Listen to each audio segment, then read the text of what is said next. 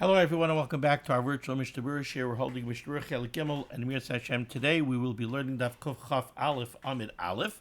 We do have some unfinished business left over on Kuf Chaf Amid Beis, so we pick up today on Kuf Chaf Amid Beis in the Mechaber 1, 2, 3, 4, 5. 5 lines off the bottom, a little bit into the line, right by the Ois Katan Chavav for the Mishnah Berurah, Aval Lenakva Bitzida.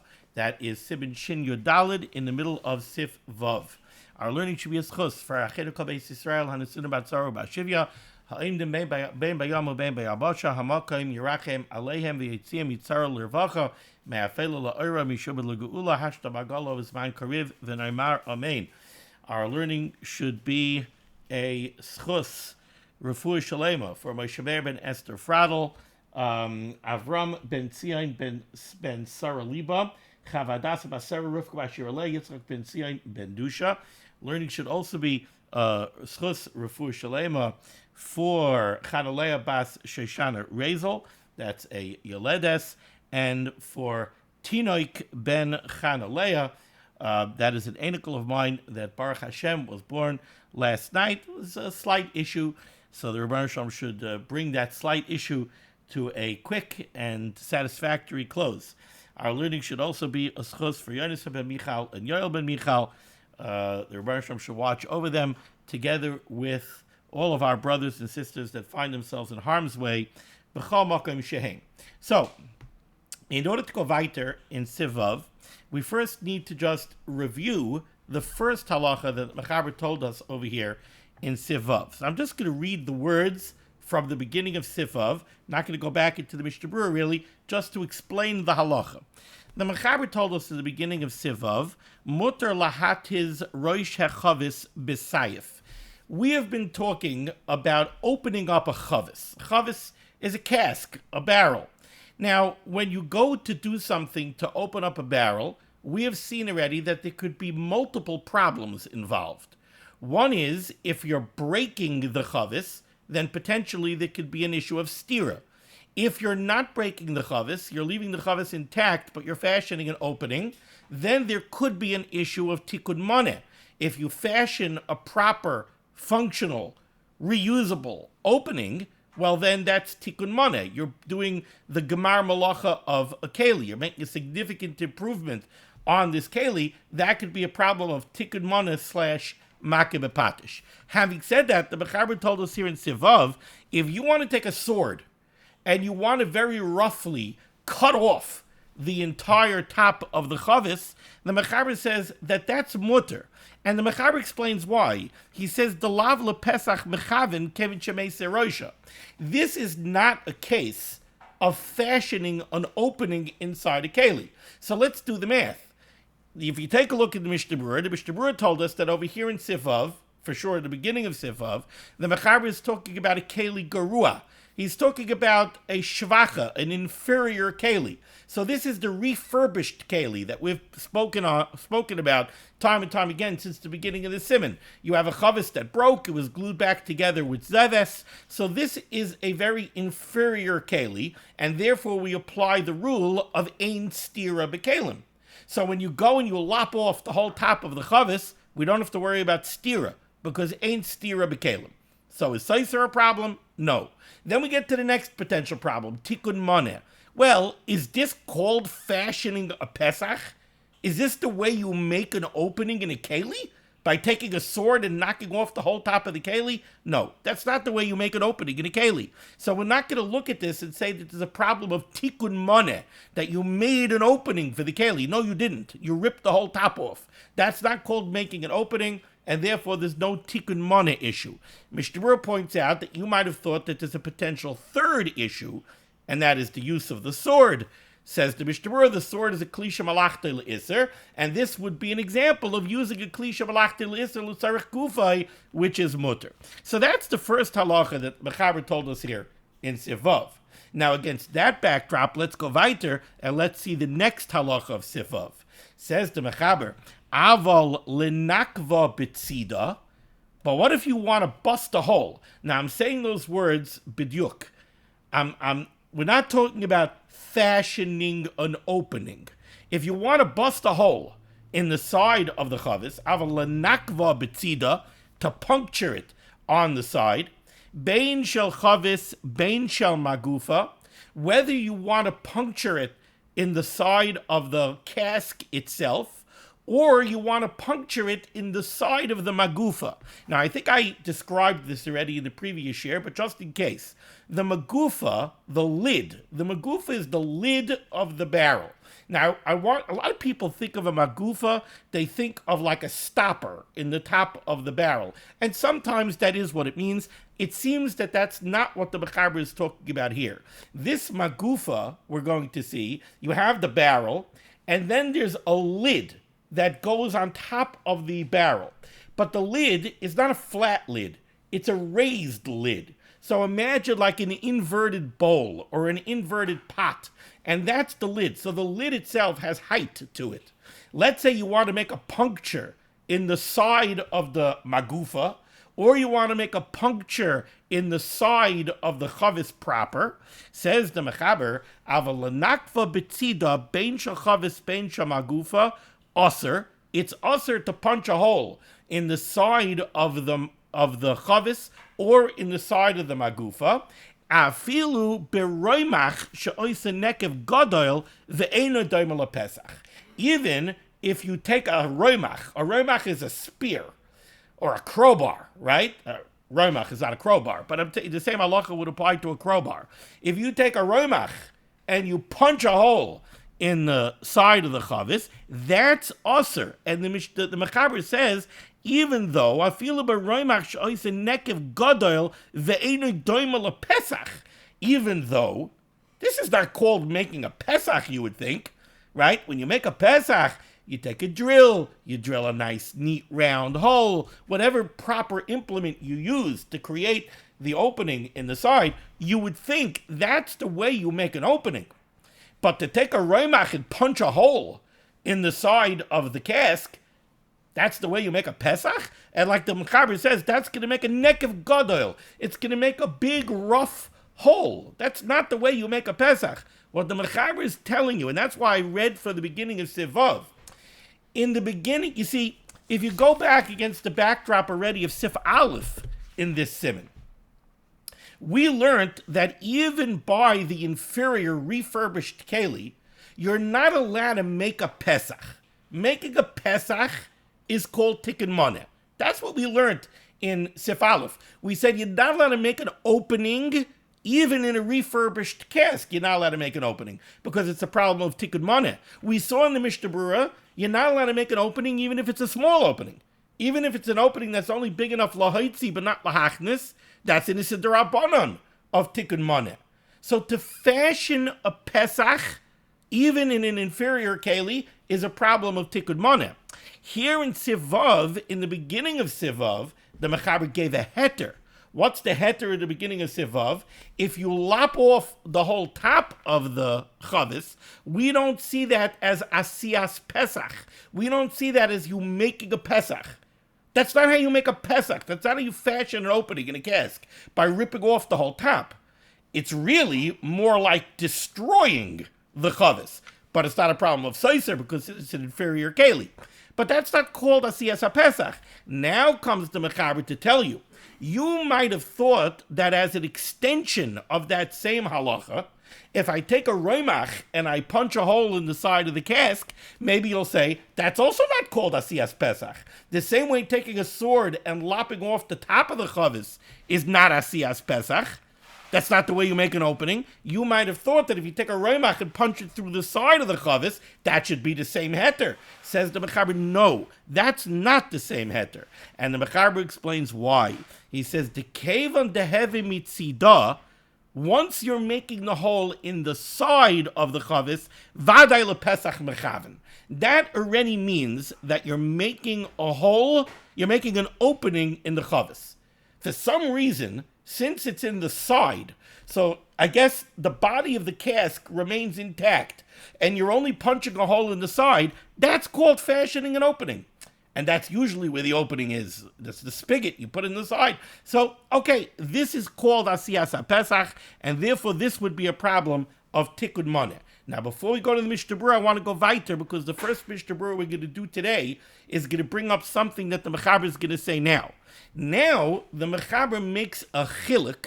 He differentiates between making a hole in the chavis proper or making a hole in the magufa, in the lid, the high lid on top. Says the Mechaber, V'likayv ha-magufa l'mayla, but to knock a hole in the top of the magufa, mutter. The Mechaber says that's mutter. The lav lepesach mechaven. When you punch a hole in the top of the magufa, that's not called making a pesach. Why? She'ein derech lasis pesach l'mayla, because that's not what was done. When you wanted to make a pesach, you didn't make it in the top of the magufa. Ela noitel kol ha-magufa. If you want to open up the barrel at the top, you take off the lid. You don't punch a hole in the top of the lid. So to punch a hole in the top of the lid, that's mutter. That's not called making a pesach. That's not tikkun moneh. We're going to see in the Mishnah Berurah, to punch a hole in the side of the magufa is a problem. But hayoytze midvarim elu, the rule really that we have to take out of Sivav is that when it comes to this question of tikkun moneh / makeh b'patish, by fashioning an opening on a keli, what you really have to look at is this called making a pesach? And we have a few cases to work with over here. To lop off the whole top of the chavis, that's not called making a pesach. That's not the way you make a pesach. You're ripping off the top. It's because you want to be able to dump out all the contents of the barrel, so you're destroying the top of the barrel. It's not a problem of soiser, because it's a shvacha barrel. Ain't stira b'kelim if it's not stira gemura. But that's not called making a pesach. No tikkun moneh. Punch a hole in the side of the chavis, that is tikkun moneh. Even if it's a rough hole, a big rough hole. So you would think, that's not the way you make a pesach. It's in the side, that's called making a pesach. That is tikkun moneh. If you make it big enough, lahoitzi or lahachnis, it's going to be a daraisa. You make it small, it's going to be a darabanan. To punch a hole in the side of the magufa, the Mechaber didn't spell this out, but the Mishnah Berurah is going to tell us to pop a hole in the side of the magufa is also a problem. But to pop a hole in the top of the magufa, that's not a problem, because again, that's not called making a pesach. Why? Because that's not the way you make a pesach, in the top of the magufa. If you're willing to open up the top, you take off the whole barrel. You take off the whole magufa. So why would you punch a hole in the top of the magufa? Mishnah Berurah is going to say you wouldn't fashion a permanent opening in the top of the magufa, because then dust and stuff could fall in. So if you were fashioning a permanent opening for reuse, you wouldn't do it by punching a hole in the top of the magufa. If you punch a hole in the side of the magufa, the Mishnah Berurah says that is a pesach, and that will be tikkun moneh. Okay? Against the backdrop of all that, let's see the Mishnah Berurah. Mishnah Berurah is cut chavav. Avalanakva b'tzida, to make a hole in the side of the chavis. The nekev harehu ka'isa pesach lechavis, because when you make a hole in the chavis, we consider that fashioning a pesach, and that's tikkun moneh. Va'afilu nekev katan she'enei asir lahachnis u'lahoitzi, even if it's a small hole, so it's not lahachnis u'lahoitzi, gam kein asir min derabanan. That would still be an isur derabanan, like we saw in Sif Aleph, bein b'magufa u'bein b'chavis. Whether you pop the hole in the side of the chavis proper or in the side of the magufa. Ella the yesh chilik beinayim. However, the Mechaber went on to explain that there is a chiluk, there is a difference in halacha between the magufa and the chavis proper. The le'inyan magufa, when it comes to the magufa, einay aser b'nekev kazeh, ela kisha'isa nekev mitzidosh magufa. By the magufa, it's only a problem if you pop a hole in the side of the magufa. But to pop a hole in the top of the magufa, limshach mishamas hayayin, so that you could draw wine out of the chavis, mutter, that would be mutter, ukidelakamei, like the Mechaber himself goes on to say, because you wouldn't do that. You wouldn't make a permanent opening in the top of the magufa. But by the chavis itself, you're not allowed to make a hole anywhere, not on the side, not on the top. You could rip the whole top off. That was the first halach of Sivav.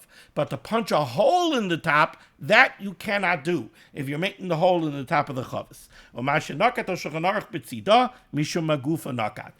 You'll ask me, if the halacha is that it's usher to make a hole in the top of the chavis proper. So then why did the Mechaber say that he says, avalanakva betzida, to make a hole in the side, bein shal chavis, bein shal magufa, usher. Now you're telling me it's usher to punch a hole even in the top of the chavis. Explains the Mishnah Berurah, the only reason the Mechaber focused on the side was because by the magufa, it's only usher to punch a hole on the side. It's not usher to punch a hole on the top. By the chavis, it's usher whether you punch the hole in the side or the top. Now you'll ask me, what's the difference? I'll tell you very simple. The difference is like this. By the chavis itself, the only way you could open up the top of the chavis without ripping off the whole top is to punch a hole. You have no other choice. Therefore, sometimes somebody wants an opening in the top. So if you punch a hole in the top of the chavis, that's considered making a pesach, that's tikkun moneh. But if the chavis has a magufa, if you want to open the top, you don't need to punch a hole in the top of the magufa, remove the magufa, and then the top of the barrel is open. So you wouldn't punch a hole in the top of the magufa. That seems to be what's at work over here. Continues the Mishnah Berurah, when you make a hole on the side, we say that clearly your intent is for Asiyas Pesach. Clearly you're making an opening, and therefore this is a tikkun moneh problem. Because you're punching a hole. If you're not trying to fashion a functional opening in the chavis, if the only reason you're knocking a hole into the side is just so that you should have a big hole so you could dump out a lot of wine at one time, why did you pop a hole in the side of the chavis? Just take off the magufa and you'll have the whole top open. So why did you punch a hole in the side? Elamai, you decided to modify this chavis by making a pesach. That's tikkun moneh. But if you knock a hole in the top of the magufa, al karchach lav lepesach b'chavin, that's not considered that you're trying to make a pesach. She'ein derech lasei pesach. It's not the derech to make a pesach in the top of the magufa. Shelo yiplu afar utzroiros, because you wouldn't want dirt or anything else to be able to fall in, so you wouldn't make an opening that way. Ois katan chavches mutter. When the Mechaber said to make a hole in the to make a hole in the top of the magufa is mutter. That's not called making a pesach. Says the Mishnah Berurah mutter afilu bechavish shleima shari. This over here, it's very interesting. It seems to me that different people learn pshat in this different ways. I'm following the understanding of the Aruch HaShulchan. The Mechaber said that you're allowed to knock a hole in the top of the chavis, in the top of the magufa. Why are you allowed to knock a hole in the top of the magufa? Because we're not going to say that you're fashioning an opening. That's not the derech. You wouldn't fashion a permanent opening in the top of the magufa. So it's not a siyas HaPesach, so it's not tikkun moneh. Wonders the Mishnah Berurah, how about soiser? Let's say this chavis that we're talking about now is not a refurbished chavis. It's an intact chavis. By an intact chavis, yesh stira b'kelim. There is a problem of soiser by an intact keli. So let's say you have an intact keli, and it has on it a high magufa, and you knock a hole in the top of the magufa. You're telling me tikkun moneh? It's not, because that is not the derech to make a pesach. You wouldn't make a pesach in the top of the magufa. Okay, well, if it's not the derech to make a pesach that way, and you're knocking a hole over there, maybe now you have a stira problem. Maybe now that's called breaking the keli. You see, it's a little bit of an oxymoron. Not sure if that's the right term. I think it is.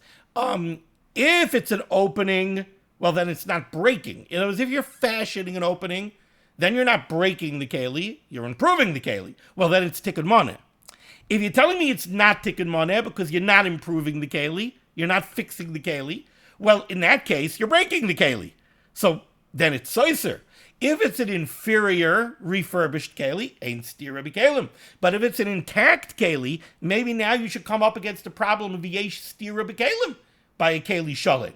Says the Mishnah Berurah, it's not a problem. Mutter afilu b'chavish shleima shari. You wouldn't have a problem of stira over here, even if you're talking about a fully intact keli. Why? She'ena magufa chibur lechavis.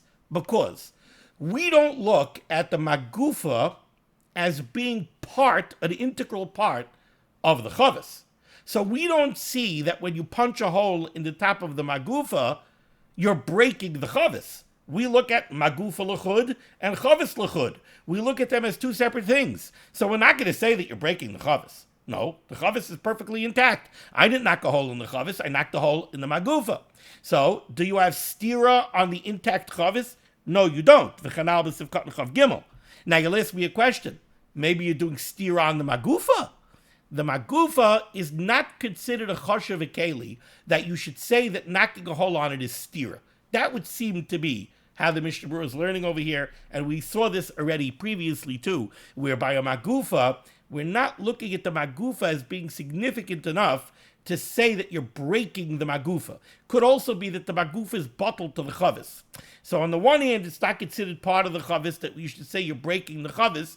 At the same time, it's insignificant as compared to the chavis, so we're not going to say that it's called stira on the magufa. The Mishnah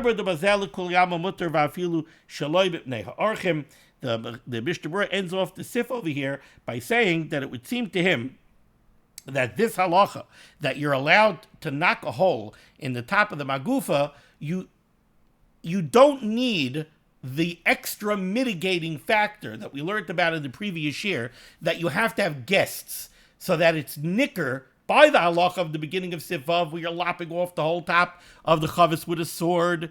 We said that that's not called tikkun manen. That's not how you fashion an opening.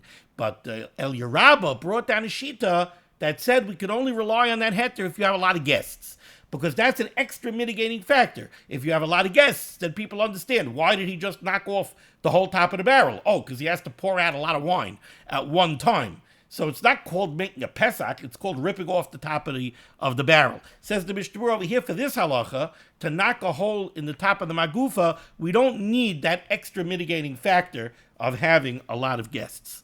Okay, so that finishes off the very complex sif of Sivav. Let's go weiter. Boy, this Siman is turning out to be quite a doozy. This is a rough Siman. Says the Mechaber Siv Zayin, 3 lines off the bottom. Chaysamois shabakelim. Literally, a chaysam is a seal. Over here, it's being used as a closure. Chaysamois shabakelim. Something that keeps the keli closed. Kigoyin, for example, Shida, Teva, Umigdal. Again, these are, let's say, wardrobe units or crates or dressers. Shahakisa yishalahem kasher behem bechevel. You took a rope and you tied the door or the lid closed. Okay. Yachayel lahatiroi. You're allowed to untie the rope that's tying this keli closed. Oy lechatchay besakin. Or you could cut the rope with a knife. Oy lahatir kliyasai. Or you could unbraid the rope so that it opens up. Okay, let's see what's at play over here. It says the Mishnah Berurah. First of all, what does this mean? Chaysamais of kalim. Hulashin skira. This word chaysamais is being used to connote a closure. Kalaimar, this is to say, sha'akisei shalehem sogur b'kishrei chavolim. The doors or the lids of these various types of kalim are tied down with ropes. So, the Mechaber said, Yakal lahatiroi. You're allowed to untie them. Now, over here, the Mechaber is addressing the Av Malacha of matir, of untying something. We know, we're going to get into the details of this halacha later on, Bez Hashem Yisbarach. There's a halacha of kosher. There's an issa malacha of kosher. What are the labates malachas? You're not allowed to tie a kesher shel kayama. You're not allowed to untie a kesher shel kayama. So you have this shida tevel migdal that's tied closed. Are you allowed to untie it? Says the Mechaber, yes.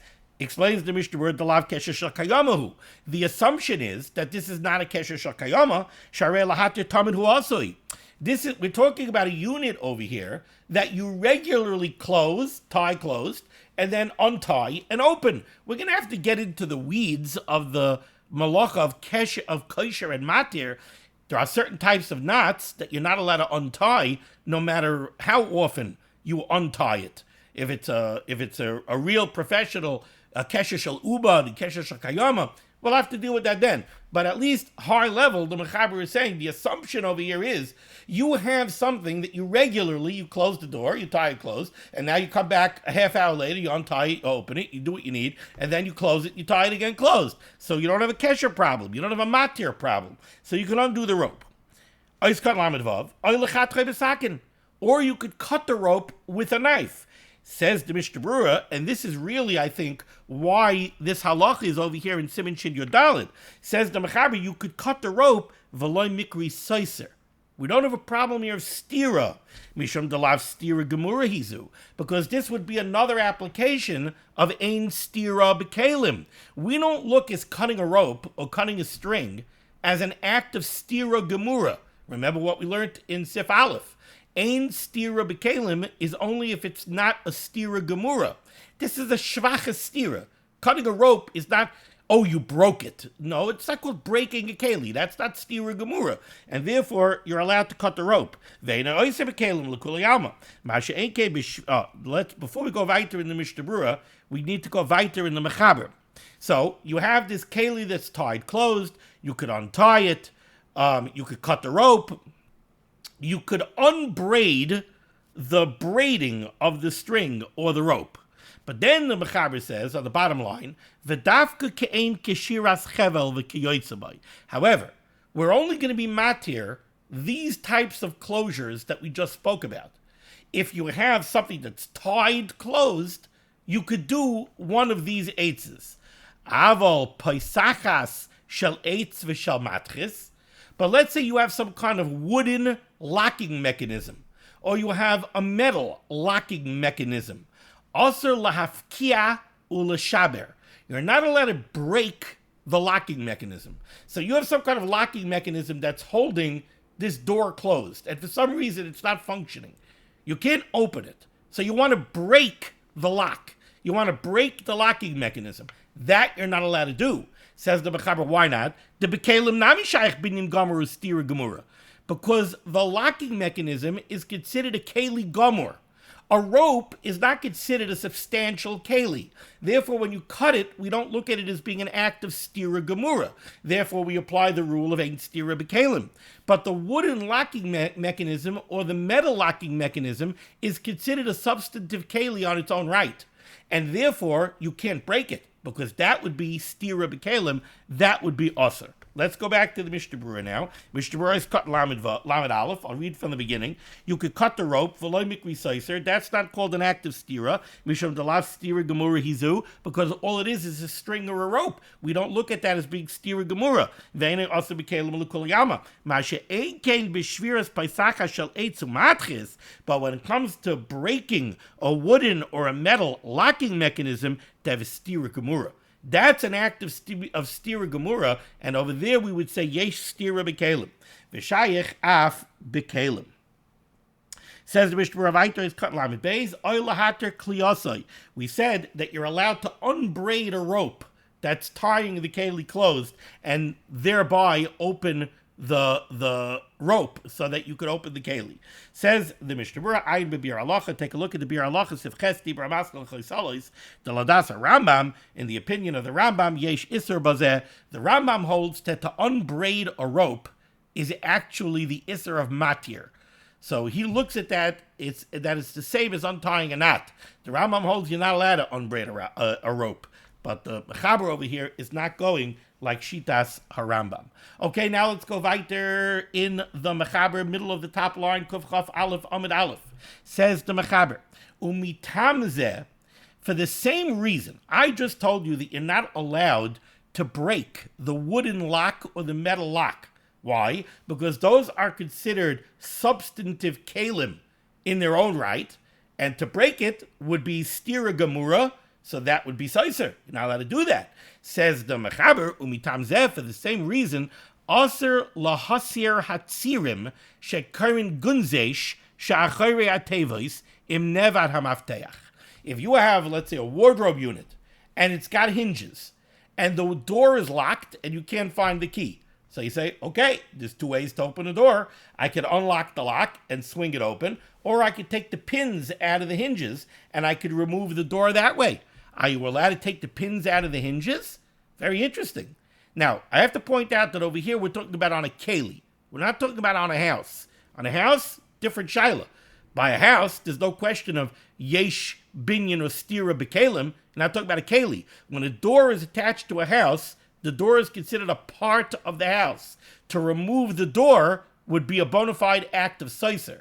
Over here, we're talking about on a keli. We're talking about on a movable keli that's less than our boim saw. So that's why over here we have the shaila, yesh stira b'kelim or ain't stira b'kelim. But over here it says the mechaber, to take the pins out of the hinges, that's stira gemura, according to the first opinion here in the mechaber. Why? Because when you have two sides of a hinge, and they're held together by a tightly fitting pin, then to remove that pin is considered breaking the hinge. Because when the tightly fitting pin is inside, the hinge is one unit. And you really want it to be one unit. That's the function of a hinge. When you force out the pin and take out the pin, you broke the hinge. And this shita holds that would be yesh stira b'kelim, because we look at the hinge as being a bona fide keli, a keli gomor, and your act of breaking the hinge is stira gemura. So says the Mechaber here in the first opinion, the opinion of the Mordechai. When we tamza also lahasar atzirim shekarm gunzesh shachari atevesim never mafteach v'yesh matirim bezu. However, there are those that are matir it. Mishnah Berurah is going to explain. There are those that matir it because they look and they say, you didn't break anything. Is the hinge broken? If you show somebody the two sides of the hinge, are you going to say, is this hinge broken? No, it's just missing the pin.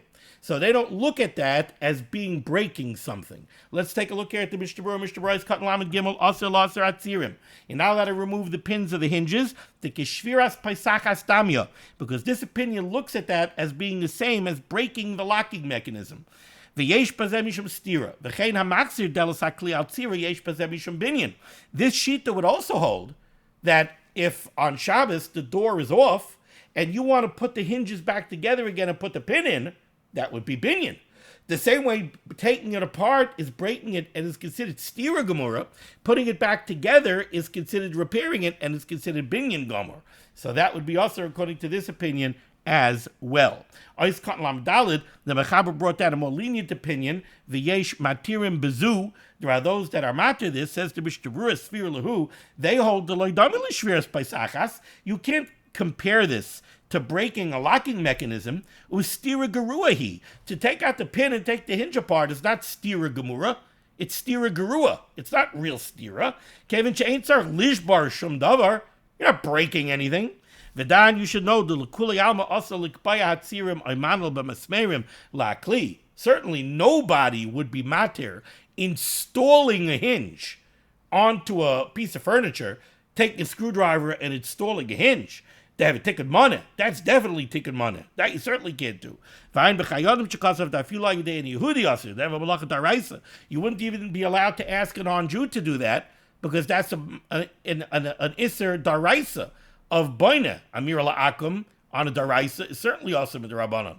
So you couldn't even do this through the agency of an Einoi Yehudi. Going weiter. In the Mechaber's second line down. Now, in the middle here of Siv Zayin, the Mechaber said very clearly that to break a wooden locking mechanism or a metal locking mechanism is also. Why? Because the lock constitutes a keli gomor, and to break it is stira gemura, and yesh stira b'kelim.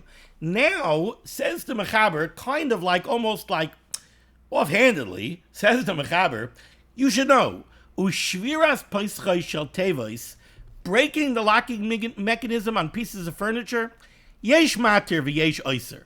While I told it to you, like in a very general way, I told you flat out in the beginning of the Sif, says the Mechaber, that breaking the locking mechanism is oser, you should know it's not really so clear. Ushviras paischai shel tevois, the locking mechanism of furniture pieces, yesh matir v'yesh oiser. There are those that are matir it, there are those that aser it. Therefore, v'yesh lahater al yedei ein Yehudi. Therefore, to ask a non-Jew to break the locking mechanism, you could be matir it through amir la'akum.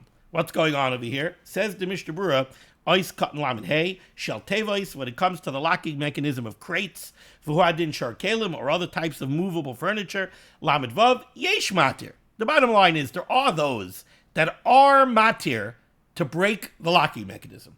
Now, why would you be matir breaking the locking mechanism? So let's just remind ourselves, why did we say it's usher? We said it's usher because the locking mechanism is a keli gomor. It's a bona fide keli. To break it, well, that's sif aleph. You're not allowed to break a bona fide keli. You're not allowed to break an intact keli. Yesh stira b'kelim if it's stira gemura. So what's the room to be matir it? Explains the Mishnah Berurah, Kat Lamed Vav, Sfira Lei, the matirim hold, de ein shayich shem stira klal b'kelim.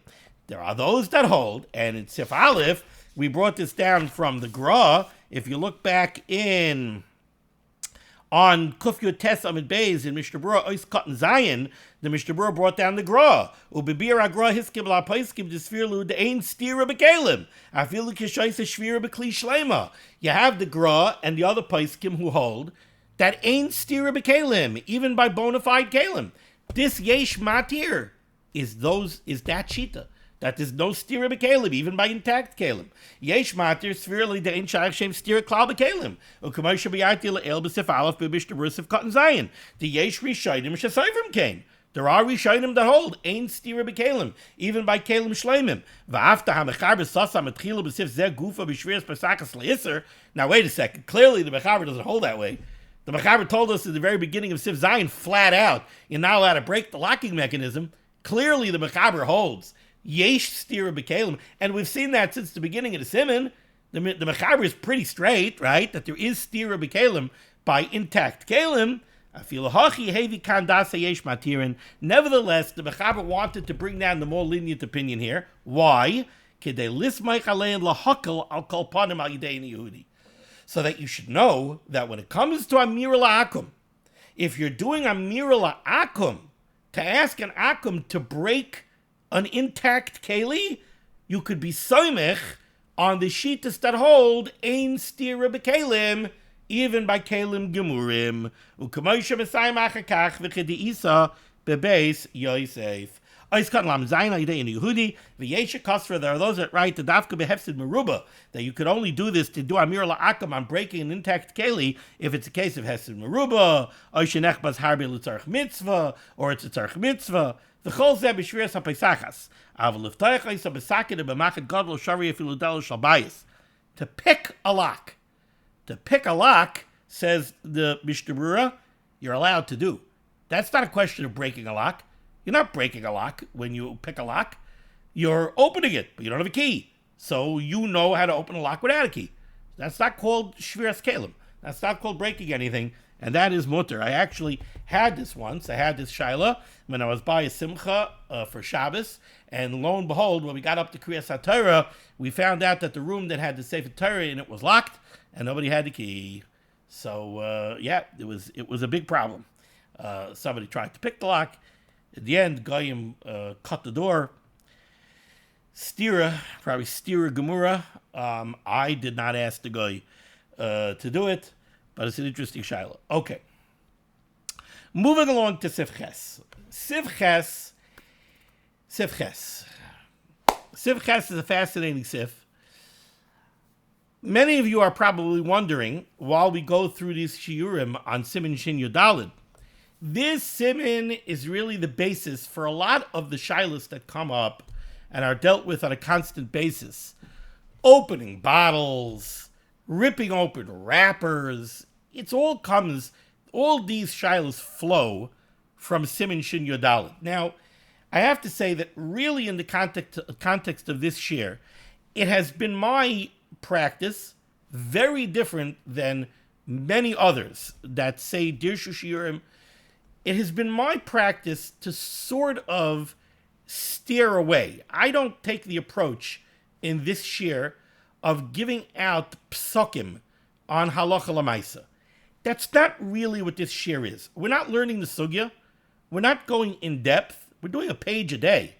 And we have to move through it. What I see as my role here as a Maggid shir in a Dirshu Mishnah Berurah shir is to give you the Mishnah Berurah, to give you the background in the halacha. And I've said many times, you have a shaila, ask your LOR. So I kind of, and some people take me to task, by the way, for having this approach. Some people come to me and they say, well, the shir would be more compelling if you would get into, okay, so you're allowed to open this and you're not allowed to open that. I don't feel that that's really the format of this shir. However, when it comes to this topic, because it's so negei l'maisa and people deal with it all the time, I am starting to think about dedicating at least part of one shir to showing you how these halachas flow out of what we're learning, but I'm not going to do that now. Right now, I'm going to do what I always do.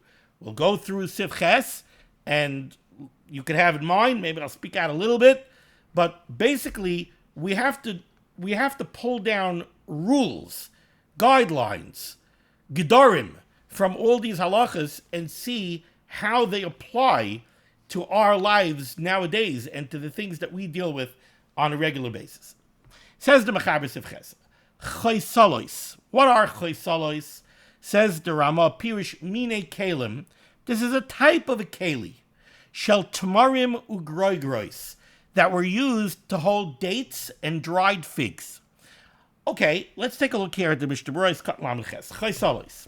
Kalim, these are vessels, Asuyim Mikapos Tamarim, that were made from date fronds. Think lulavim. Kimin salim, they were like baskets, right? You have a lulav. We know the keshalach that we hold by the lulav. Those are woven palm fronds. It's woven palm leaves. So you can very easily understand that you can make a soft basket out of those palm leaves. That's what this is. Kelim asuya mikapos tamarim, kimin salim, like baskets. And now we have a very important phrase over here in the Mishnah Berurah. Umanichim b'soichan tamarim ra'im. A very common use for these baskets were that they would put inferior dates. What does that mean, inferior dates? Dates that are taking a long time to ripen. They would take these inferior dates and they would put them inside these baskets made out of these date fronds, lihispashel, because that would make them ripen. Somehow, the moisture and I think the heat that was exuded by these fresh, moist palm fronds caused the dates to ripen. Now, the point over here, according to the Mishnah Berurah, I believe, is that these kalim were not really containers. It wasn't, I need a container to put these fruits in. Here's a container. If it was a regular container, then you wouldn't have a specific sifches. We wouldn't have shin yudalid sifches dedicated to these kalim. These kalim wouldn't be any different than any other kalim. The reason we're going to treat these kalim differently is because they're not really containers. They do contain the dates, but the dates weren't put in here because I needed a 2-pound container to hold 2 pounds of dates. No, the dates were put into this container because this container was a ripening keli. It wasn't really a container. Now, against that backdrop, let's see what the Mechaber says. Chaysalos, these chaysalos, pirish, mine kalim, they're a type of kalim, shel tamarim ugroigrois, that were typically used to hold inferior dates and dried figs. Now, by the way, dried figs don't need any help ripening. And that is what causes a lot of trouble over here amongst the Mefarshim. Harbe klomasim nishbarim al zeh. There's so many lines of Torah written on this, on exactly what the point of these chaysalos are. So there are those that say, oh, Rashi says it's to ripen the dates. They ask on Rashi, what do you mean? Then why are they putting grois in them? Be that as it may. The Mishnah Berurah here. The Mishnah Berurah said that the point of the chaysalos, they're not real containers. They're ripening vessels.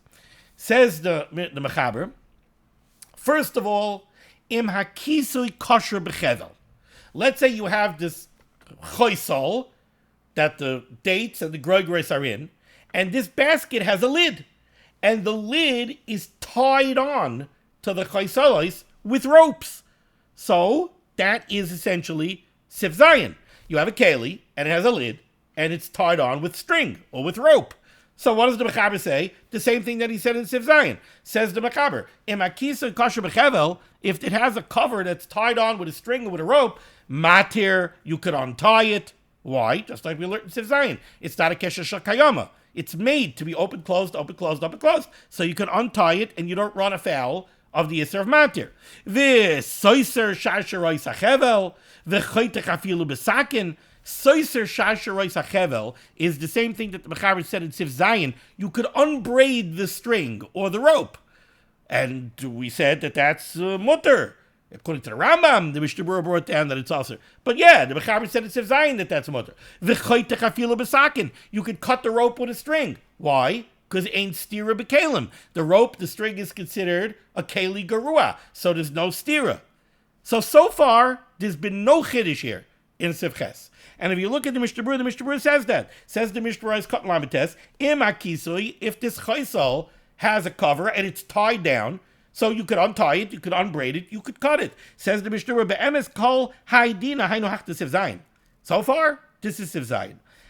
So why do we have a Siv Ches? Says the Mishnah Berurah, v'nakte mishum seifa. Siv Ches is here for the end of Siv Ches, which we're about to learn. Lashmi'inan de bazah afilu gufan shel chaysolis moto lishbar k'moit shebafar shatam. The Mechaber is about to tell us that over here, you could destroy the chaysol itself. You could destroy the keli. Let's take a look here at the Mechaber. Va'afilu gufan shel chaysolis. You could even cut open the chaysolis, this basket.